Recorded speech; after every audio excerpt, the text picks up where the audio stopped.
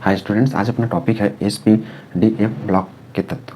अर्थात हम आज पढ़ने वाले हैं एसपीडीएफ के बारे में डिटेल में, और साथ में पढ़ेंगे वर्ग और जो आवर्त होता है, वर्ग अर्थात ग्रुप या जिसको कॉलम बोलते हैं, आवर्त अर्थात पीरियड्स, इनको हम कैसे डिसाइड करेंगे। अर्थात कोई भी जो एलिमेंट अर्थात तत्व दे दिया रहेगा और उसका इलेक्ट्रॉनिक कॉन्फ़िगरेशन दे देगा, तो उसके आधार पे हम कैसे पता कर पाएंगे कि वो जो पीरियोडिक टेबल है उसमें कौन से ग्रुप का एलिमेंट है या फिर कौन से पीरियड का एलिमेंट है। ठीक, अभी तक इस लेसन में हमने 4 प्रकार के पीरियोडिक टेबल पढ़े हैं। सबसे पहले हमने पढ़ा था डोबराइनर का, उसके बाद न्यूलैंड का पढ़ा था, और उसके बाद मेंडलीव का। और मेंडलीव का हमने पीरियड्स लॉ पढ़ा था, अर्थात मेंडलीव का नियम भी पढ़ा था। और उसके बाद हमने लास्ट में पढ़ा मोसले का मॉडर्न पीरियोडिक टेबल। और मोसले का मॉडर्न जो पीरियोडिक टेबल था, अर्थात आधुनिक आवर्त सारणी जिसको बोलते हैं, उसने 4 भागों में बांट रखा था एसपीडीएफ में। उसको एसपीडीएफ में उसने सुविधा के हिसाब से बांट रखा था। अब देखिए, एस में उसने 2 भाग में बांट दिया था। कहने का अर्थ है कि जो जैसे हम इलेक्ट्रॉन को भरते थे एस ऑर्बिटल में अर्थात एस कक्षक में, तो एस कक्षक में अधिकतम इलेक्ट्रॉन 2 भरे जा सकते हैं। तो इस हिसाब से एस के लिए 2 कॉलम बनाए गए थे।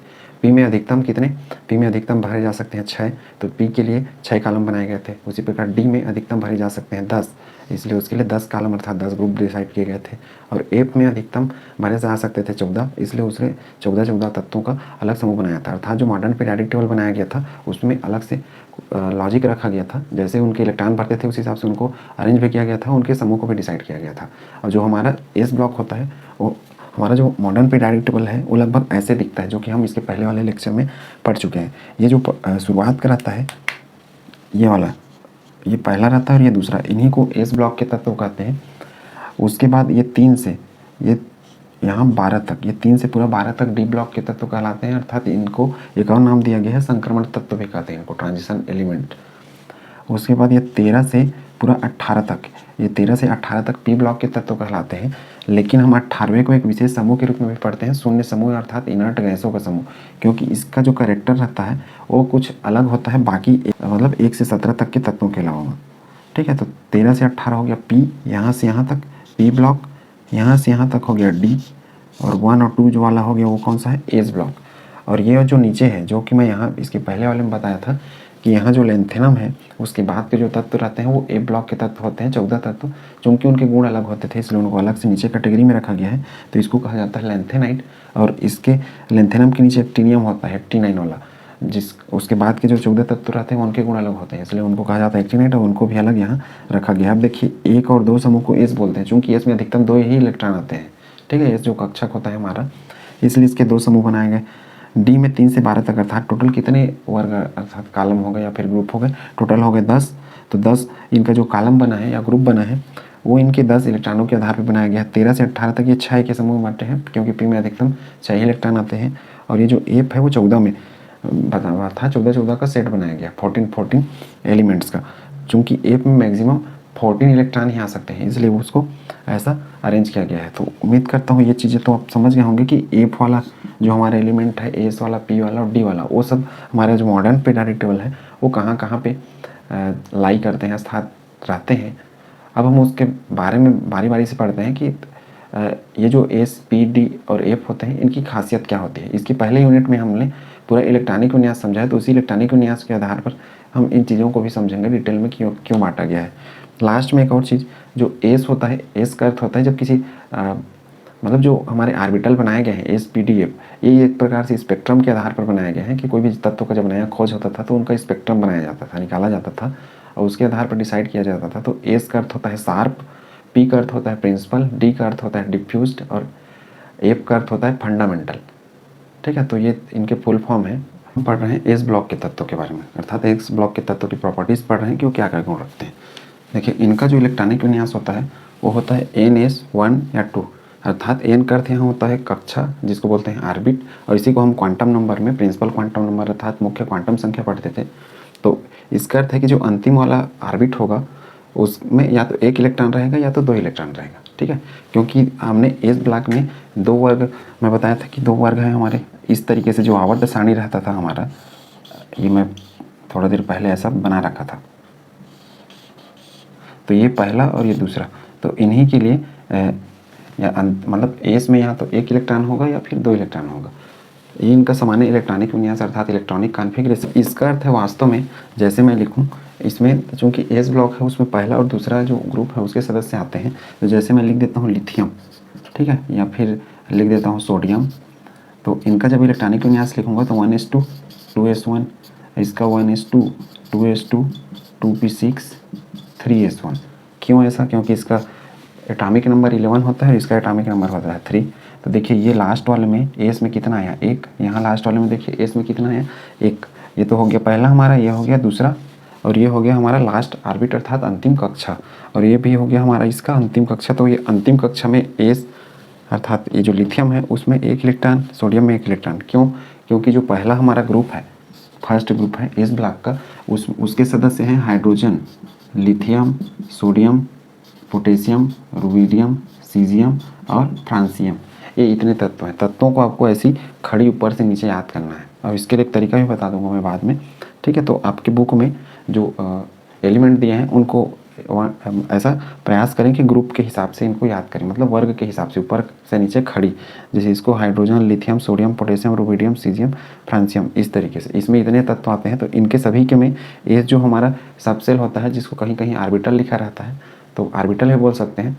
तो इस हमारा जो सबसेल होता है अर्थात उपकोष होता है, उसमें 1 इलेक्ट्रॉन रहता है, और ये एक प्रकार से जो पहला वर्ग रहता है, इनका हम बोल सकते हैं सामान्य इलेक्ट्रॉनिक विन्यास होगा NS1, ये जिसको वर्ग 1 लिखा हूँ मैं, ये 1 क्षारीय धातु वाला, और इसका होगा NS2 इस तरीके से। तो इन्हीं दोनों को मिक्स करके लिखा गया है NS 1 से 2 तक, मतलब एस में या तो 1 इलेक्ट्रॉन होगा या 2 इलेक्ट्रॉन। अब हम इसको एस ब्लॉक का क्यों कहते हैं?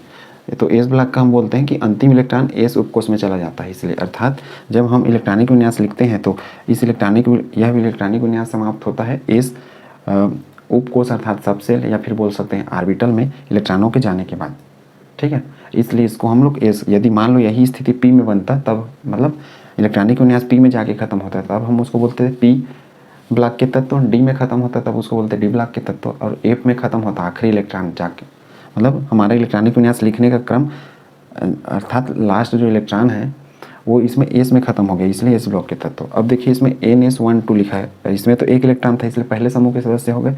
दूसरे जो समूह होते हैं उसमें हमारे आते हैं बेरिलियम, मैग्नीशियम, कैल्शियम और बेरियम और ये रेडियम, इस तरीके से इतने सारे तत्व आते हैं। अब देखिए दूसरा हमारा ये समूह है, दूसरा ग्रुप है, उसमें मैं मैग्नीशियम का लिख रहा हूँ। ठीक है, magnesium 1s2 2s2 2p6 3s2। ये इलेक्ट्रॉनिक कॉन्फ़िगरेशन लिखने का तरीका है। इसको हमने आप में पढ़ा है कि कैसे लिखना है, ऊर्जा के बढ़ते क्रम में लिखना है, कम ऊर्जा से अधिक ऊर्जा की ओर। तो वही चीज़ हम कर रहे हैं। मैग्नीशियम परमाणु क्रमांक 12। अब देखिए इसमें ये तो हो गया दूसरा, ये हो गया पहला, जिसको K, इसको L, जिसको हम बोर में पढ़ते थे, तो बोर के हिसाब से ये जमा है वास्तव में। और ये हो गया M मतलब ये अंतिम। अब यहाँ पे ये 3s लिखा है, इसमें ये 2s लिखा था। तो N जो है यहाँ पे, N वास्तव में अंतिम कक्षा को बताता है। और इसके लिए जो ये दूसरा वाले, इस मैग्नीशियम के लिए जो N अर्थात ये वाला N है वो है ये N3। ठीक है, लेकिन इसके पहले हमने सोडियम में लिखा तो उसमें भी 3 था, लेकिन लिथियम में लिख रहे हैं तो लिथियम में वो 2 है। तो हम अलग अलग आवर्त में अर्थात पीरियड में चल रहे हैं, उस हिसाब से वो बदल रहे हैं, क्योंकि हमने आधुनिक आवर्त सारणी में कितने टोटल 18 वर्ग पढ़े हैं, अर्थात 18 ग्रुप पढ़े हैं, और टोटल 7 पीरियड्स पढ़े हैं अर्थात आवर्त पढ़े हैं। तो उस हिसाब से वो चेंज हो रहे हैं। तो आपको सिर्फ ध्यान ये रखना है NS1 या 2 1 के है, मतलब 1 मतलब पहले ग्रुप के लिए है, और 2 मतलब दूसरे ग्रुप के लिए। मतलब पहले ग्रुप में चलेंगे तो जो एस रहेगा उसमें इलेक्ट्रॉन मतलब एस में 1 इलेक्ट्रॉन रहेगा। जब दूसरा ग्रुप में सभी में चलेंगे, मतलब इलेक्ट्रॉनिक विन्यास इनका लिखेंगे, तो जो एस का हमारा ऑर्बिटल रहेगा या उपकोष रहेगा, उसमें जब इलेक्ट्रॉन खत्म होगा तो पूरा 2 इलेक्ट्रॉन लेके खत्म होगा, अर्थात 2 में एंड होगा। इसलिए 1 या 2, क्योंकि 1 और 2 टोटल 2 ही समूह बनाए गए हैं एस ब्लॉक के लिए इलेक्ट्रॉनिक विन्यास के आधार पर। तो देखिए मैग्नीशियम का एक उदाहरण लिया, इसमें एस में कितना 2 में इलेक्ट्रॉन खत्म हो रहा है, लेकिन सोडियम चूंकि पहला समूह है, यहाँ पे देखिए मैग्नीशियम है दूसरा समूह है, इसलिए दूसरा में 2 में इलेक्ट्रॉन। तो उम्मीद करता हूँ ये सब आपने समझ लिया होगा। हमने एस ब्लॉक में इसलिए मतलब जो तत्व रहते हैं उनको एस ब्लॉक के तत्व क्यों कहेंगे, क्योंकि जब हम किसी तत्व के इलेक्ट्रॉनिक विन्यास लिखेंगे और यदि उसका आखिरी इलेक्ट्रॉन एस में जाके खत्म हो जाए, अर्थात आखिरी इलेक्ट्रॉन एस कक्षा के उपकोष में प्रवेश कर जाए, तब हम बोलेंगे एस ब्लॉक के तत्व। और आखिरी इलेक्ट्रॉन यदि पी में चला जाए तो पी ब्लॉक के, आखिरी इलेक्ट्रॉन डी में चला जाए तो डी ब्लॉक के। ठीक है, और वैसे ही एफ के केस में भी आखिरी इलेक्ट्रॉन यदि एफ कक्षा के सब सेल में चला जाता है तो उसको हम बोलेंगे एफ ब्लॉक के। अब देखिए अंत में बाईं ओर, ये जो हमारे एस ब्लॉक के तत्व होते हैं वो हमारे बाईं ओर होते हैं। बाईं ओर मतलब इस साइड पे।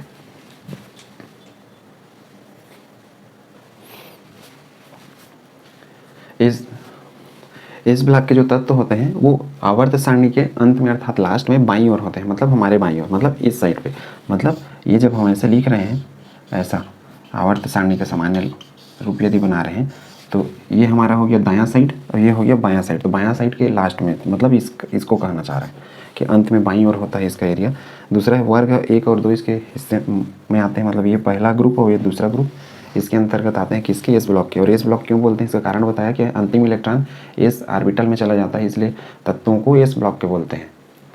तो अंतिम इलेक्ट्रॉन जब इलेक्ट्रॉनिक विन्यास लिखा जाता है तो जिस सब सेल या फिर बोल सकते हैं ऑर्बिटल में चला जा रहा है, उसके हिसाब से हम लोग ब्लॉक के हिसाब से उनको डिसाइड कर रहे हैं। मतलब जिसमें एस में ख़त्म हो रहा है उसको एस, जो पी में हो रहा है उसको पी, डी के केस में डी और एफ के केस में एफ में।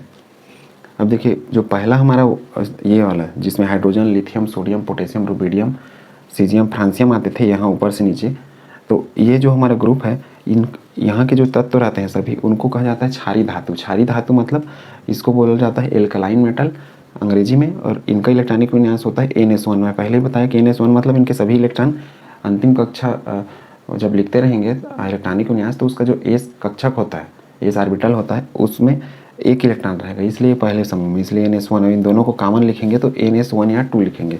2 इसको दिखाता है और 1 दिखाता है इसके लिए, इसलिए मिक्स इसका फार्मूला ये बन जाता है इनके इलेक्ट्रॉनिक विन्यास अंतिम कक्षा के लिए। ठीक है, तो इसको क्षारीय धातु इसलिए कहते हैं पहले समूह को, क्योंकि ये क्या होते हैं, जल, इस समूह की खासियत होती है सब जल से क्रिया करके क्षार बना लेते हैं अर्थात बेस बना लेते हैं, इसलिए इनको क्षारीय धातु कहते हैं। सब के सब मेटल हैं इसलिए धातु, हाइड्रोजन को छोड़कर। हाइड्रोजन गैस है लेकिन इलेक्ट्रॉनिक विन्यास में ये एस कक्षा, एस ऑर्बिटल में इलेक्ट्रॉन रहता है इसका, सॉरी एस कक्षक में इलेक्ट्रॉन रहता है और वो भी एक ही इलेक्ट्रॉन रहता है, इसलिए हाइड्रोजन को इस जगह पे रखा गया है। वैसे हाइड्रोजन का जगह फिक्स नहीं है, वो इधर भी समानता दर्शाता है इस वजह से, लेकिन हम उसको डिटेल में पढ़ेंगे आगे नेक्स्ट में। जो दूसरा होता है अर्थात ये जिसमें क्या आता था, बेरिलियम, मैग्नीशियम, कैल्शियम, रेडियम, ये सब जो धातु आते थे वो कहलाते हैं क्षारीय मृदा धातु अर्थात एल्केलाइन अर्थ मेटल इसको बोलते हैं। ये देखो alkaline earth metal. Alkaline earth metal का अर्थ है कि ये पृथ्वी के भूपर पट्टी पे मिल जाते हैं मिट्टियों में, इसलिए इसको क्षारीय मृदा धातु कहते हैं और जल से क्रिया करके क्षार बनाते हैं अर्थात OH बना देने वाले समूह हो जाएंगे, जिसको हमने 9वीं या 10वीं कक्षाओं में पढ़ रखा है कि अम्ल किसको बोलते हैं, H+ देने वाले को, और क्षार बोलते हैं OH देने वाले को, तो उस हिसाब से। ठीक है, नेक्स्ट है कि सभी धातु इसमें के जो पहले समूह के रहते हैं और दूसरे समूह के वो सब होते हैं मुलायम धातु। मुलायम मतलब ये केक जैसे होते हैं, मतलब आसानी से काटे जा सकते हैं ब्लेड में रख के। लेकिन अपवाद है इसमें हाइड्रोजन, क्योंकि हाइड्रोजन कोई धातु नहीं है, यह एक गैस है। ठीक है, और गैस को हम कैसे काटेंगे, चाकू से। तो ठीक है, तो हाइड्रोजन को छोड़कर पहले और दूसरे समूह में सबके सब क्या होते हैं, मुलायम होते हैं बहुत, जो केक की तरह होते हैं, आसानी से ब्लेड में काटे जा सकते हैं। लास्ट है इसका ये याद रखने लायक, जो फ्रांसियम होता है अर्थात पहले समूह का यहाँ पे जो फ्रांसियम आता है वो, और जो दूसरा ग्रुप है या दूसरा समूह है उसका जो लास्ट आता है रेडियम, ये रेडियो एक्टिव एलिमेंट है। रेडियो एक्टिव एलिमेंट मतलब इनसे अपने आप जब ये पृथ्वी में रहते हैं तो अल्फा बीटा गामा विकिरणें निकलती हैं, और अल्फा बीटा गामा विकिरणें किसमें से मुख्य रूप से निकलती हैं, उन तत्वों से निकलती हैं जिससे परमाणु बम बनाए जाते हैं। ठीक है, तो उन्हीं चीज़ों को कहा जाता है रेडियोधर्मी तत्व। रेडियोधर्मी मतलब ये रेडिएशन छोड़ते रहते हैं जो कि हानिकारक होते हैं बहुत। ठीक है, तो इसके बारे में जब बारी आएगा तब डिटेल पढ़ेंगे। अभी इतना ही याद रखें कि पहले समूह में फ्रांसियम और दूसरे समूह का जो रेडियम है वो रेडियोधर्मी तत्व कैटेगरी में आता है। ये तो था हमारा एस ब्लॉक का तत्व। अब हम चलते हैं पी ब्लॉक में। पी ब्लॉक कहाँ से कहाँ, तो पी ब्लॉक हमने पढ़ा है कि ये देखिए 13 से ये पूरा 18 तक ये सब आते हैं पी ब्लॉक में। ये तो डी में मैं बता रहा था वो। अब जो पी ब्लॉक होते हैं उनका सामान्य इलेक्ट्रॉनिक विन्यास होता है NS2 NP1 to 6। ये 1 ऋण 6 नहीं है, याद रखेंगे इसको। ठीक है, 1 से 6 तक है इसका अर्थ। अब इसका अर्थ यह है सामान्य इलेक्ट्रॉनिक विन्यास का पी ब्लॉक के तत्वों का, कि जब इनका इलेक्ट्रॉनिक विन्यास लिखेंगे पी ब्लॉक के किसी भी तत्व का, तो उसमें जो अंतिम हमारा ऑर्बिट रहेगा उसके जो एस सबसेल होगा, अर्थात हमने क्या पढ़ा था पहले, ऑर्बिट मतलब क्वांटम नंबर जब पढ़ा था तो ऑर्बिट के बाद सबसेल आता है और सबसेल के बाद आता है ऑर्बिटल। सबसेल मतलब उपकोष और उपकोष के बाद आता है ऑर्बिटल, जिसको कक्षक कहते हैं। तो जो ये पूरा दिखा रहा है एन मतलब यहाँ पे हो गया ऑर्बिट अर्थात कक्षा, और जो कक्षा होता है उसमें जो उपकोष होते हैं अर्थात सबसेल होते हैं। तो एस जो सबसेल रहेगा उसमें 2 इलेक्ट्रॉन रहेगा पूरा कंप्लीट, और पी में 1 से 6 तक रहेंगे। पी में 1 से 6 तक रहेंगे का अर्थ है कि पी के चूँकि 6 हिस्से बटे हैं, यहाँ से देखिए 13 से पूरा 18 तक। अब 13 से 18 तक ये कुछ ऐसा है, देखिए 13 जैसे मैं लिख देता हूँ पुराण, 14 लिख रहा हूँ बोरान 5 के बाद परमाणु क्रमांक कितना आता है 6, 14वां समूह हो गया ये। 15वां समूह इसके बाद कौन सा आता है नाइट्रोजन 7, 16वां समूह ऑक्सीजन आता है 8, 17वां समूह फ्लोरीन आता है 9 और ये 18वां समूह यहाँ इसकी शुरुआत होती है यहाँ हीलियम से, ठीक है। और हीलियम के नीचे आता है नियान, तो मैं यहाँ पे लिख देता हूँ नियान परमाणु क्रमांक 10। अब देखिए NS2 NP126, अब इसका इलेक्ट्रॉनिक विन्यास लिख रहा हूँ मैं 1s2 2s2 2p क्या हो गया 1, ठीक। 2 2 4 और 1 5, ये बोरान समूह 13 का सदस्य। अब देखिए पहला हो गया ये दूसरा हो गया, मतलब ये हमारा पहला ऑर्बिट और ये दूसरा ऑर्बिट, जिसको हम बोलेंगे अंतिम कक्षा या अंतिम ऑर्बिट, दूसरा नहीं बोलेंगे उसको, ठीक है। तो ये जो हमारा अंतिम है उसमें देखिए ये एस में कंप्लीट भरा है 2, इस फार्मूला के हिसाब से NP, ये देखिए N मतलब यहाँ इसके लिए N का अर्थ 2 है, ठीक है। तो N कॉमन लिया गया है, वो अंतिम कक्षा जो अंतिम ऑर्बिट रहेगा उसमें जो एस और पी हमारे सबसेल हैं अर्थात उपकोष हैं उनकी संख्या को बता रहा है वास्तव में N, मतलब कौन सा सबसेल है कौन सा ऑर्बिट है, ठीक। तो ये जो P है उसमें 1 इलेक्ट्रॉन है और यहाँ पे मैं क्या लिखा हूँ NP126 मतलब 1 से 6 तक। अब इसी कंटिन्यू में चलते जाऊँगा, मतलब इसको मैं लिख सकता हूँ NP1 और इसको लिख सकता हूँ NS2 फार्मूला के हिसाब से। इसके लिए यदि लिखूँ तो इसके लिए भी यहाँ पे 2p2 आ जाएगा क्योंकि 6 है, तो इसका क्या हो जाएगा, इसका हो जाएगा NS2 NP2। तो वैसे ही इसका आप कंटिन्यू करते जाएंगे तो लास्ट में ये वाला मिलेगा हमको NS2 NP6 इस तरीके से, क्योंकि इसका 10 है, मतलब इलेक्ट्रॉनिक विन्यास जब आप लिखेंगे तो ये मैं अंतिम कैसे बनेगा फार्मूला वो बता रहा हूँ। देखिए यहाँ शुरुआत में 1 था और अंत में 6 है, तो उनको लेके कॉमन P में 1 से 6 तक P ब्लॉक सभी के लिए कॉमन सा इलेक्ट्रॉनिक विन्यास का सूत्र है ये, समान इलेक्ट्रॉनिक विन्यास P ब्लॉक के तत्वों का। तो उम्मीद करता हूँ ये चीज़ आपने समझ लिया होगा कि जो तत्व होते हैं उनको कैसे बांटा गया है एस और पी में, क्योंकि इनका जब इलेक्ट्रॉनिक विन्यास लिखा गया है तो इलेक्ट्रॉनिक विन्यास लिखते समय देखिए जैसे बोरान है इसका अंतिम इलेक्ट्रॉन पी में चला गया, ठीक है, इसलिए पी ब्लॉक का तत्व। कार्बन इसका भी अंतिम इलेक्ट्रॉन पी में ही जाएगा, इसलिए इसको भी पी ब्लॉक, मतलब जिनके अंतिम इलेक्ट्रॉन जब इलेक्ट्रॉनिक विन्यास लिखते हैं तो पी में चला जा रहा है, इसलिए उनको पी ब्लॉक के तत्व कर रहे हैं। तो उम्मीद करता हूँ ये चीज़ आपने क्लियर समझ लिया होगा। इसका जब लिखेंगे इलेक्ट्रॉनिक विन्यास तो यहाँ 2p2 हो जाएगा, इसमें करेंगे तो ये 2p3 हो जाएगा, इसमें 2p4 हो जाएगा, मतलब यही एक एक बढ़ते जाएगा और लास्ट में यहाँ पे क्या हो जाएगा 2p6 हो जाएगा। तो उम्मीद करता हूँ ये चीज़ आपने समझ लिया होगा अच्छे से।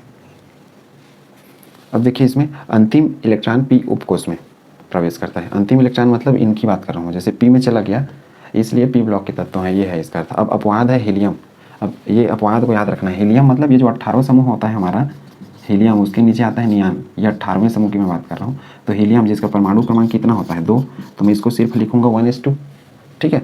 तो उस हिसाब से इसको एस में होना चाहिए था, ठीक। तो ये अपवाद है, एस में ये इसलिए नहीं रहता क्योंकि ये क्रियाशील गैस नहीं है, ये अक्रिय है, मतलब किसी से क्रिया नहीं करता, इसलिए इसको 18वें समूह में रखा गया। 18वें समूह जो होता है जिसको शून्य समूह भी बोल देते हैं, इनर्ट गैस या फिर नोबल गैस का समूह भी बोलते हैं, ठीक है। नोबल मतलब उत्कृष्ट गैस या सबसे अच्छा गैस, जो कि किसी से क्रिया नहीं करते।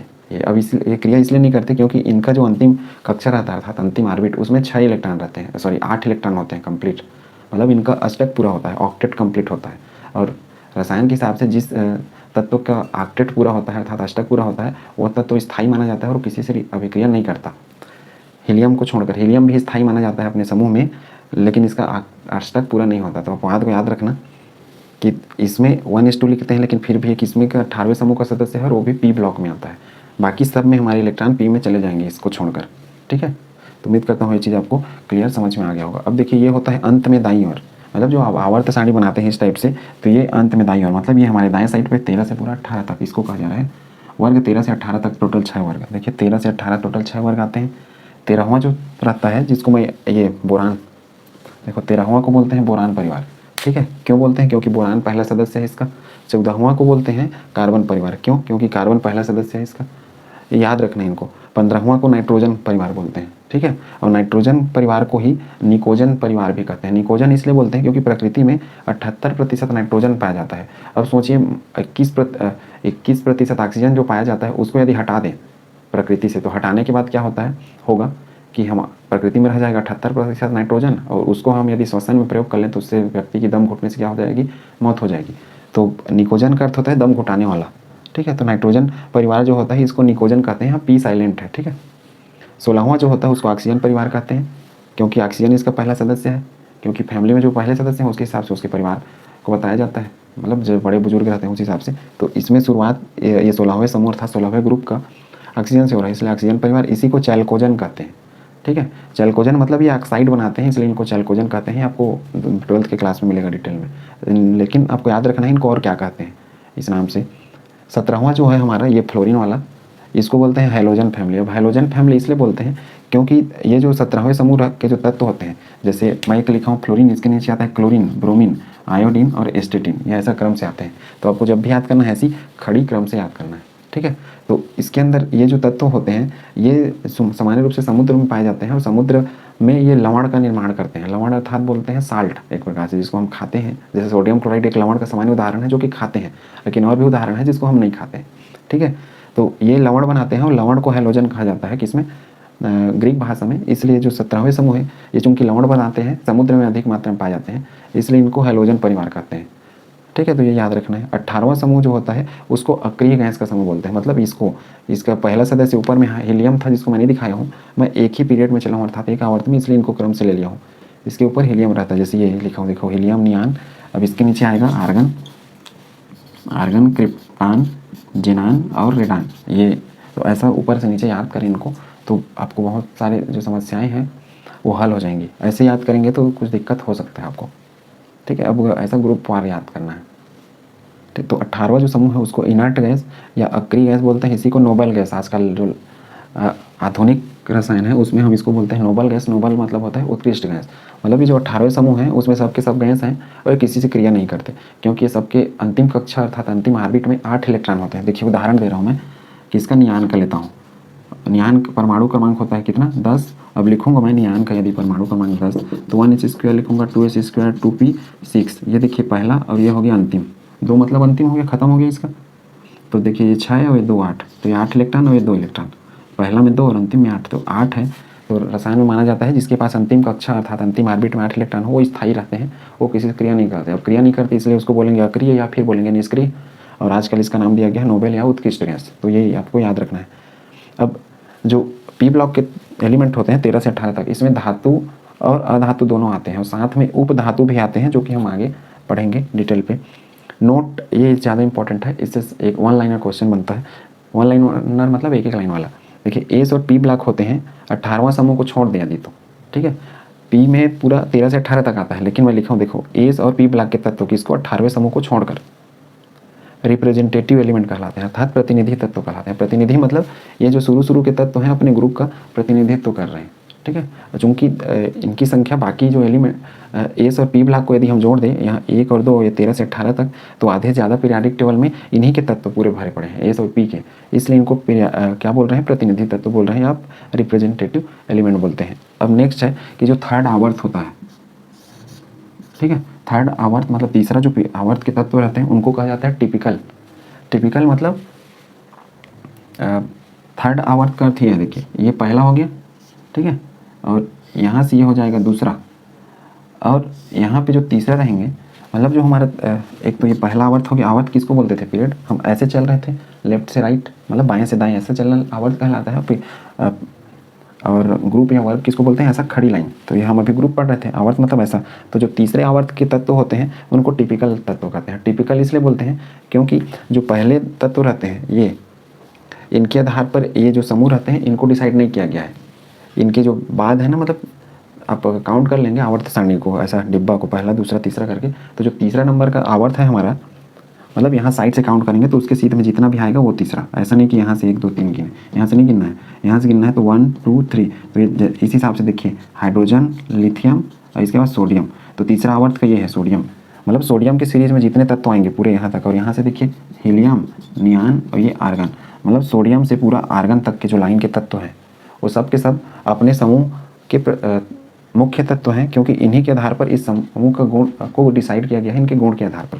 तो उम्मीद करता हूँ इनको टिपिकल तत्व क्यों कहते हैं। जो तीसरा आवर्त के सदस्य हैं उनको, तीसरा आवर्त समझ गए, सोडियम से पूरा आर्गन तक के जो जितने तत्व हैं वो सब कहलाते हैं टिपिकल तत्व। और जो ये शुरू के हैं ये सबको बोलते हैं रिप्रेजेंटेटिव तत्व, जो पहले नंबर पर आते हैं अपने समूह में, ठीक है। तो उम्मीद करता हूँ एस और पी ब्लॉक के गुण और इसमें मुख्य रूप से आपने अंतर समझ लिया होगा। अब हम पढ़ रहे हैं एस और पी ब्लॉक के तत्व के बाद डी और एफ ब्लॉक के तत्व। डी ब्लॉक के तत्व, जैसे कि हमसे पता चल रहा है कि इसके जो तत्व होते हैं उनका जब हम इलेक्ट्रॉनिक विन्यास लिखना शुरू करेंगे तो उनका अंतिम इलेक्ट्रॉन डी ऑर्बिटल या फिर डी सबसेल में चला जाता है। इस कारण जो तत्व आते हैं उनको डी ब्लॉक की कैटेगरी में रखा गया, डी ब्लॉक के तत्व कहते हैं। एफ के केस में वैसे ही होगा, जिसमें जब इलेक्ट्रॉनिक विन्यास लिखा जाएगा तो अंतिम इलेक्ट्रॉन किसमें एफ ऑर्बिटल में या एफ सबसेल में चला जाएगा, तो उन तत्वों को कहते हैं हम लोग एफ ब्लॉक। सामान्य इलेक्ट्रॉनिक विन्यास होता है इनका n-1 ब्रैकेट में, उसके बाद डी 1 से 10 मतलब 1 - 10 लिखा हूँ, वो तो माइनस नहीं है, वो 1 से 10 तक है, और n is 1 या 2। n-1 का अर्थ है कि अंतिम से एक पहले। अब n का अर्थ, ये n वास्तव में ये है, मतलब जो भी n रहेगा लास्ट में उसमें मैं एक घटा दूंगा, अर्थात मैं बाहर से अंदर की ओर, जैसे मैं लिखूँ, जैसे मैं ऐसा लिख देता हूँ, ऑर्बिट बना देता हूँ, ठीक है। अब इस n को मैं जैसे मान लो लिख देता हूँ 4s लिख देता हूँ, तो 4, ये 4 हो जाएगा, तो 4 में से गया कितना 3, मतलब 4s इसमें रहेगा तो 3 वाला इसमें, मतलब बाहर से एक पहले। तो n-1 का अर्थ है कि बाहर से एक पहले, और ये तो हो जाएगा अंतिम कक्षा। अंतिम कक्षा में एस में या तो 1 रहेगा या फिर 2 रहेगा, और ये अंतिम कक्षा का जो डी है उसमें 1 से 10 तक हो सकते हैं, जैसा जो हमारा एलिमेंट था तत्व रहेगा उस हिसाब से। ए ब्लॉक के में बोलूँ तो अंतिम से 2 पहले, दो पहले, पीछे से 1 2, इन 2 को छोड़ देंगे तो इधर अंदर वाले में जो रहेगा उसको बोला जा रहा है। अंतिम से 2 पहले जो ए पर रहेगा उसमें 1 से 14 तक इलेक्ट्रॉन होंगे, जैसा तत्व रहेगा उस हिसाब से। वैसे डी में अंतिम से 1 पहले, मतलब ये अंतिम है उससे 1 पहले, मतलब ये उसमें डी में या तो 0 रहेगा फिर 1, और एस में कंप्लीट 2 भरा रहेगा, ये ए ब्लॉक के केस में होगा। अब डी ये तो हो गया, डी में प्रवेश करता है इसलिए डी ब्लॉक, एफ में प्रवेश करेगा तो ए ब्लॉक। अब इसमें जो ग्रुप 3 है, 3 से 12 तक को डी ब्लॉक का तत्व कहा जाता है, जो कि मैं पहले बता चुका हूँ कहाँ से कहाँ तक रहता है। ये 3 से 12 मतलब ऐसा देखिए, हम यदि आवर्त सारणी बनाते हैं तो ये इस टाइप से बना रहता है, ठीक है। तो ये 3 और ये 12, पूरा 3 से 12, ये इन्हीं को बोल रहे हैं डी ब्लॉक के तत्व। जो हमारा डी ब्लॉक है वो अलग अलग श्रेणी में बटा हुआ है, अर्थात 3 से जब 12 तक जो इसका ग्रुप है वो तो है ही इस तरीके से, मतलब जो हमारा आवर्त सारणी है उसमें 3 से 12 तक ये डी ब्लॉक के तत्व आते हैं, लेकिन इनको अलग अलग जब इलेक्ट्रॉन इनका भरा जाता है तो इलेक्ट्रॉनिक विन्यास के अंतिम कक्षा के हिसाब से, अर्थात अंतिम में जो डी आता है उसके हिसाब से इसको 3D श्रेणी, 4D श्रेणी, 5D श्रेणी और एक 6D भी है जो कि इनकम्प्लीट है। ये 4 भागों में बांटा गया है। 3D मतलब ये जो तीसरा के नीचे में ये जो रहता है पहला लाइन, इसको बोलते हैं 3D, इसके नीचे वाले को 4D, इसके नीचे वाले को 5D और इसके नीचे वाले को 6D बोलते हैं। तो इस तरीके से, तो इसको डिटेल पर नहीं पढ़ना है क्योंकि अपने सिलेबस का पार्ट नहीं है, मतलब सिर्फ सामान्य जानकारी पढ़ना है जो कि याद रखना है मैक्सिमम चीज़ों को। अब देखिए 3D में आता है स्कैंडियम 21 से जिंक 30 तक, 4D में आता है याट्रियम 39 से कैडमियम 48 तक, 5D सीरीज़ में आता है लेंथेनम 57, इसके अलावा इसके बाद 57 के बाद जो 58 है, 58 यहाँ पे आ जाता है, वो लेंथेनेट कहलाते हैं। इनके लिए यहाँ पे अलग समूह बनाया गया है जिसको हम ए ब्लॉक का तत्व कहते हैं। ये इसको बोलते हैं लेंथेनाइड वाला समूह, जिसमें यहाँ से सीरियम से पूरा यहाँ ल्यूटीशियम तक रहता है 71 तक। तो ये 57 हो गया। अब 57 के बाद हाफियम 72 से Hg मतलब मरकरी 80 तक, ये 5D में आते हैं। मतलब टोटल 10-10 तत्वों की सेट है, ठीक है। अब जो डी ब्लॉक का तत्व रहता है उसको कहा जाता है ट्रांजिशन एलिमेंट अर्थात संक्रमण तत्व। अब संक्रमण तत्व इसलिए बोलते हैं, पहला कारण इसको ये एस अर्थात ये एस ब्लॉक हो गया और ये पी ब्लॉक, ये दोनों के बीच का गुण रखता है इसलिए बोला जाता है पहला। दूसरा, इनमें डी संक्रमण होता है। डी संक्रमण मतलब एक डी कक्षक का इलेक्ट्रॉन जंप करके दूसरे में चला जाता है, इस टाइप की स्थिति को बोलते हैं डी ट्रांजिशन या डी संक्रमण। तो इसलिए इनको संक्रमण तत्व कहते हैं। तो ये इसका था सामान्य जानकारी। अब देखिए एफ वाले में लेंथेनाइड 57 के बाद के जो तत्व, 57 मतलब जो इसमें चला गया, ठीक है। तो यहाँ पे जो नीचे में 2 और समूह बना रहता है 14 तत्वों का, तो जो सीरियम 58 है और ल्यूटेशियम 71, यहाँ तक के जो 14 तत्व हैं वो आते हैं लेंथेनाइड श्रेणी में। इनके गुण अलग होने के कारण, और ये कौन से समूह के सदस्य हैं, तीसरे ग्रुप के सदस्य हैं। अलग गुण की वजह से इनको अलग से ऐसा सेट बना दिया गया है। एक उसके बाद है एक्टिनाइड, एक्टिनियम 89। एक्टिनियम 89 मतलब लेंथेनम के ठीक नीचे में होता है यहाँ पे, जो कि आपको पिछले वीडियो में भी बताया गया है। तो एक्टिनियम 89 के बाद जो थोरियम है 90 से लारेंसियम 103 तक के 14 तत्व को एक्टिनाइड बोलते हैं, जो कि ये नीचे वाला ये श्रेणी है, ये 14 तत्व। और 14 तत्व क्यों हमें बताया, कारण एफ में 14 इलेक्ट्रॉन आते हैं इसलिए वो 14 का अरेंज भी किया गया है। मतलब जैसे इलेक्ट्रॉन भरे जाते हैं उस हिसाब से जो तत्व हैं उनको उसी ग्रुप में भी बांटा गया है वो तीनों समूह में। अब इनको कहा जाता है इनर ट्रांजिशन एलिमेंट, जिसको आंतरिक संक्रमण तत्व कहते हैं। अब इसमें ये याद रखना है कि परमाणु क्रमांक 92 परमाणु क्रमांक होता है यूरेनियम का, ठीक है। तो यूरेनियम के बाद जितने तत्व बने हैं उन तत्वों को बोला जाता है ट्रांस यूरेनिक तत्व अर्थात transuranic element. Transuranic element का अर्थ होता है कि 92 के बाद के टोटल हमारे पास अभी आवर्त सारणी अर्थात पीरियोडिक टेबल में भरे जा चुके हैं 118 तत्व, मतलब 118 तत्व कंप्लीट भरा गया है। तो इसमें से जो शुरू के 92 परमाणु क्रमांक वाले हैं वो तो प्रकृति में पाए जाते हैं, मतलब बनाया नहीं गया है, अधिकतर चीज़ें मौजूद है। लेकिन 92 के बाद के जितने तत्व हैं वो सब मनुष्य के द्वारा बनाए गए हैं, अर्थात आर्टिफिशियल है, वो मैन मेड एलिमेंट है, इसलिए उनको बोला जा रहा है ट्रांस यूरेनिक तत्व, ठीक है, मतलब 118 में 92 गया, देखो कितना, ये 6 हो गया और ये कितना बचा 2, मतलब ये जो 26 तत्व हैं ये मैन मेड तत्व है, मतलब परमाणु क्रमांक 92 के बाद के तत्वों को ट्रांसयूरेनिक तत्व कहते हैं। ठीक, क्यों? तो उम्मीद करता हूँ ये जो ASPDF जो ब्लॉक था वो आपको समझ में आ गया होगा अच्छे से। इनको याद करते जाएं, प्रैक्टिस करते जाएं। इसमें ये जो फार्मूला है जो इलेक्ट्रॉनिक विन्यास का, इसके लिए इसका इलेक्ट्रॉनिक विन्यास देख लेते हैं। ये चीज़ छूट रहा था इसमें, ये बहुत लंबा जाएगा, तो जो तरीका मैं आप बाव में बताया था इलेक्ट्रॉनिक विन्यास लिखने का, तो ए ब्लॉक के कोई भी तत्व हैं, जैसे मान लो ये थोरियम है या फिर सीरियम है, इसमें से किसी का भी लेके आप खुद से इलेक्ट्रॉनिक विन्यास लिख सकते हैं, जो ट्रिक मैं आप बाव वाले में बताया था। डी ब्लॉक के तत्व होते हैं, जैसे मैं मान लो लिख दिया मैग्नीज, परमाणु क्रमांक 25। अब इनका इलेक्ट्रॉनिक विन्यास लिखूँ 1s², 2s², 2p6, 3s², 3p6, 4s², 3d5। अब देखिए ये हम अरेंज किए हैं ऊर्जा के बढ़ते क्रम में। ठीक है, अब हमको इनको अरेंज करना है त्रिज्या के अनुसार, त्रिज्या अर्थात रेडियस के अनुसार, या फिर बोल सकते हैं ऑर्बिट के अनुसार। ठीक है, ऑर्बिट के अनुसार अरेंज करेंगे तो 1 वाले को एक साथ कर लीजिए, 2 वाला जो भी दिखता है उसको एक साथ कर लीजिए, 2p6 ये हो गया, 3 वाले को एक साथ 3s2, 3p6, 3d5 और 4s वाले को एक साथ। अब देखिए यहाँ n-1 d1 to 10, तो ये देखिए ये जो d है ना हमारा, अब इसको मैं लिखूंगा तो क्या लिखूंगा 2, 8, 6 2 8 हो, 5 कितना होता है 13 और यह हो जाता है 2। ठीक, मतलब हमारा जो इलेक्ट्रॉनिक विन्यास जब हम लिखेंगे तो इसमें 2 रहेगा, इसमें 8 रहेगा, इसमें 13 रहेगा, तो यहाँ पे 2 इलेक्ट्रॉन है। तो ये जो 13 है उसमें का जो ये डी सबसेल है अर्थात डी उपकोष है, ये तो ऑर्बिट है, पूरा ऑर्बिट मतलब कक्षा है इतना, इसको हम के बोलते थे, बोर वाले में इसको एल बोलते थे, इसको एम बोलते थे, इसको एन बोलते थे। तो जो अंतिम है उससे पहले वाला जो डी उपकोष है वो उस डी का अर्थ है कि उसमें 1 से 10 तक भरा रहेगा। देखिए ऐसे में नहीं पता चलेगा, उसको हम अरेंज करेंगे त्रिज्या के अनुसार, तभी चीज़ समझ में आएगा कि डी में 1 से 10 तक कैसे भरा रहेगा और एस कंप्लीट रहेगा या फिर 1 या 2 रहेगा। ठीक है, इसमें 2 भरा हुआ है, 1 या 2 इसलिए क्योंकि क्रोमियम और कॉपर का जो केस बनता है, क्रोमियम 24 और कॉपर 29, ये आप-बाव के नियम का पालन नहीं करते, तो इस केस में इनमें जो एस रहेगा उसमें 1-1 इलेक्ट्रॉन आएंगे, इस वजह से इसको NS1 या 2 लिखा गया है। तो उम्मीद करता हूँ इनका इलेक्ट्रॉनिक विन्यास और ये ASPDF ब्लॉक में क्यों बांटा गया है सारी चीज़ें समझ में आ गई होंगी। अब हम देख रहे हैं जो तत्व रहते हैं उनको हम याद करें, कैसे करें, याद तो हो जाएगा ट्रिक के माध्यम से, लेकिन जो उनके परमाणु क्रमांक होते हैं वो बड़ा दिक्कत होगा, क्योंकि ऊपर से नीचे याद करेंगे तो परमाणु क्रमांक हमेशा अलग अलग आएगा, वो क्रम से नहीं आएगा, तो उसको इस तरीके से याद कर सकते हैं। देखिए एक ट्रिक आप अपनाएं कि इनका कोडिंग कर लें, जैसे इसको हम बोल सकते हैं हलीना की रब से फरियाद। ठीक है, हलीना की रब से फरियाद। ठीक, इसको बोल सकते हैं बेटा मांगे कार स्कूटर बाप राजी।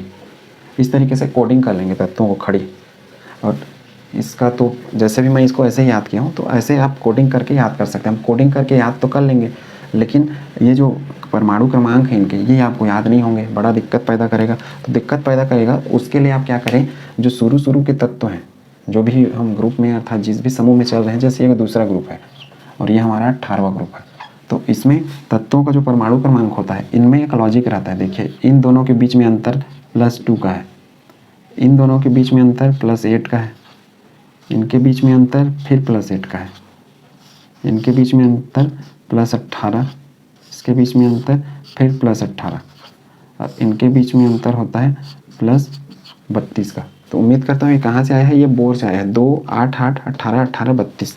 तो आपको होगा क्या कि आप शुरू के जो तत्व हैं और मतलब 2 या 1 तत्व को याद कर लेंगे, तो बाकी के जैसे लिथियम आपको परमाणु क्रमांक 3 पता है, ठीक है, उसके बाद सोडियम के यदि नहीं पता है तो इसमें 8 जोड़ना है करके आपको पता होना चाहिए। मतलब इसके बाद 8 जोड़ूंगा तो सोडियम का बारी आएगा, फिर 8 जोड़ूंगा तो पोटेशियम का निकल जाएगा, फिर 18 जोड़ूंगा, तो ये क्रम है वो, ये क्रम वैसे भी याद आपको करना नहीं पड़ेगा। 2 8 8 18 18 32। अब देखिए इस केस में मैं बगल का इसको बना रहा हूँ, ये सीधा लाइन था, पहला आवर्त था, ये हमारा दूसरा आवर्त है। मतलब आपको आवर्त पता होना चाहिए कौन से आवर्त में कितना का डिफरेंस हो रहा है, कितना का डिफरेंस मतलब कितना मेरे को जोड़ना है। अब इसमें देखिए बेरिलियम का 4 होता है, मैग्नीशियम का 12 होता है, दोनों के बीच में कितना का अंतर है +8 का। ठीक है, ये 12 हो गया और इसके बीच में फिर +8, देखिए यहाँ पे अंतर है ना, तो इसका क्या आ जाएगा उस हिसाब से 20। और इसके बीच में कितना अंतर होगा, इसके बीच में होगा +18 का, इसके बीच में भी अंतर होगा +18 का, इसके बीच में अंतर होगा +32 का। कहने का अर्थ है कि 20 में जब 18 जोड़ेंगे तो कितना हो जाएगा, 20 10 30 ये 38 इसका आ जाएगा, 38 में 18 जोड़ेंगे तो बेरियम का आ जाएगा, बेरियम में 32 जोड़ेंगे तो रेडान का आ जाएगा। तो उम्मीद करता हूँ ये ट्रिक आपने समझ लिया होगा, कैसे आपको खड़ी याद करना है और क्रमांक कैसे याद करना है। अब देखिए लास्ट वाले का, ये तो फर्स्ट वाला था पहला वर्ग 18वें वर्ग में। देखिए ये हमारा कौन सा है, पहला। अब यहाँ पे क्या था, 1 के बाद 3 आता था इसलिए +2 करते थे, लेकिन यहाँ 2 के बाद कितना आ रहा है 10, तो यहाँ पे क्या है +8। अब यहाँ पे कितना है फिर +8 है, तो क्या हो गया, हमने इसमें 2 को हटा दिया लेकिन यहाँ हमने 2 को रखा है। तो आप थोड़ा सा याद रखेंगे तो ये सारी चीज़ें याद नहीं करनी पड़ेंगी, सिर्फ तत्व के नाम याद करेंगे तो क्रमांक आपको याद हो जाएगा। तो +8 हो गया। अब उसके बाद देखिए हमने क्या किया है +18, फिर क्या हो जाएगा, एक क्रिप्टान और जिनान के बीच में कितना का अंतर है, फिर +18 का, और इसके बीच में कितना है +32 का। तो उम्मीद करता हूँ ये ट्रिक आपने समझ लिया होगा कि तत्वों को तो आप याद करेंगे कोडिंग करके ट्रिक बना के, लेकिन तत्वों के जो परमाणु क्रमांक है उसको, ये जो बोर का है, बोर क्या बोलते थे पहले कक्षा में 2, दूसरे में 8, तीसरे में 18, चौथे में 32। तो बस वैसे ही जो हमारा आवर्त सारणी है वो भी बनाया गया है 2, 8, 18, 32 के हिसाब से, और उनके बीच में भी वैसे ही गैप रखा गया है। मतलब बोर का जो पूरा योगदान है उसका प्रयोग पूरा जो पीरियोडिक टेबल है, मॉडर्न पीरियोडिक टेबल जिसको मोस्ले का बोलते हैं, उसमें किया गया है। तो उम्मीद है ये ट्रिक आपने समझ लिया होगा किस तरीके से आप याद करेंगे। अब हम पढ़ेंगे कि जिनका परमाणु क्रमांक 100 या 100 से अधिक है उन तत्वों का हम IUPAC नामकरण कैसे करेंगे, क्योंकि अभी तक जो वैज्ञानिक जितने भी आए हैं जो नए तत्वों को खोज करते गए हैं परमाणु क्रमांक 100 से या उससे अधिक, तो उसमें 1 से अधिक वैज्ञानिक लोग दावा करते थे कि इस खोज को हमने किया, इस खोज को हमने किया। तो उसको जो रसायन की संस्था है जो नामकरण को तय करती है, उसने क्या डिसाइड किया कि इस अब अलग अलग ढेर सारे लोग दावे कर रहे हैं, इसलिए इनको हम IUPAC नाम दे देते हैं। तो उसके हिसाब से इनका एक IUPAC नाम हो जाएगा, जिससे कोई भी व्यक्ति इसका क्रेडिट नहीं ले पाएगा कि इसकी खोज हमने। परमाणु क्रमांक 100 से अधिक जो तत्व हैं उनके IUPAC नामकरण के तरीके, ठीक है। अब देखिए मैं यहाँ पे लिखा हूँ, ये चीज़ याद रखना है। 0 के लिए नील शब्द प्रयोग करना है, 1 के लिए अन, 2 के लिए बाई, 3 के लिए ट्राई, 4 के लिए क्वाड, 5 के लिए पेंट, 6 के लिए हेक्स, 7 के लिए सेप्ट, 8 के लिए आक्ट, 9 के लिए एन, ENN। अंग्रेजी में भी लिख सकते हैं, हिंदी में भी। अब जो इनके अंग्रेजी के नाम है वो स्मॉल लेटर पे है, लेकिन जब भी हम नामकरण करेंगे पहला अक्षर कैपिटल रहेगा, मतलब बड़ा रहेगा, उसके बाद बाकी अक्षर छोटे रहेंगे, जैसे पहले तत्वों का हम नाम लिखते थे उसी प्रकार। अब इसमें सब में जब लास्ट में लिखेंगे तो हमको, जैसे परमाणु क्रमांक 100 है, ठीक है, तो 100 के लिए मैं क्या लिखूंगा, 1 लिखा है देखिए, तो 1 के लिए मैं लिखूंगा अन, ठीक है। अब 0 के लिए क्या है नील, ये 100 1 के लिए नहीं होगा लागू, ये 101 के लिए लागू होगा, क्योंकि 100 से अधिक वाले हम पढ़ रहे हैं। तो 1 के लिए हो जाएगा अन, ये, और 0 के लिए हो जाएगा नील। अब देखिए फिर 1 आ गया तो अन, और यहाँ पे मेरे को अनियम लिखना है, ठीक है। मतलब हम 1 2 30, मतलब 1 2 3, उसके बाद हमको लिखना है IUM, मतलब ये शब्द जोड़ना है लास्ट वाले में।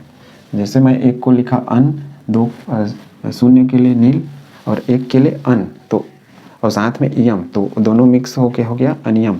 अब इसका संकेत क्या होगा, तो अन के लिए देखिए, अन के लिए U, देखिए U, नील के लिए N, और अनियम के लिए फिर U, तो ये हो जाएगा स्मॉल, मतलब पहला कैपिटल उसके बाद स्मॉल। तो उम्मीद करता हूँ इस आपको समझ में आएगा। लास्ट में IUM शब्द जोड़ना है। अब देखिए 102 के लिए लिख रहा हूँ, तो 1 के लिए क्या करूँगा मैं, इसको अंग्रेजी में भी आप लिख सकते हैं अन नील अनियम करके, वो ज़्यादा अच्छा रहेगा। सारे लाइन को आपको जोड़ना है, देखो अन नील 0 के लिए, और 2 के लिए क्या होता है, 2 के लिए होता है बाई, लेकिन यहाँ पे आ गया तो बाई लिखूंगा और IUM लिखूंगा। अब इसको मैं आपस में जोड़ दूंगा तो क्या हो जाएगा, अन नील BM, ठीक है। मतलब ऐसा नहीं लिखना है आपको, ऐसा मिक्स करके लिखना है। तो BM मतलब समझ गए, बाई और IUM। तो अब इसका सूत्र क्या हो जाएगा, U अन के लिए, नील के लिए N और BM के लिए B। तो उम्मीद करता हूँ ऐसा आप बाकी सब चीज़ों के लिए कर लेंगे। मतलब 103 से पूरा 118 तक के जितने तत्व हैं वो सब का आप स्वयं से बाकी का नामकरण कर लेंगे। जैसे 118 का बता दे रहा हूँ, ये क्या हो जाएगा बताओ, अन, फिर अन हो जाएगा, 8 है तो क्या है, 8 को क्या बोलते हैं, आक्ट। तो IUM भी जोड़ना है मेरे को, तो क्या बोलूँगा मैं, आक्टियम, आक्ट धन IUM, तो हो गया आक्टियम। और अन के लिए U, फिर U, और आक ओ के लिए ये UUO। तो उम्मीद करता हूँ आपने ये IUPAC नामकरण सबसे अधिक के तत्वों के लिए सीख लिया होगा।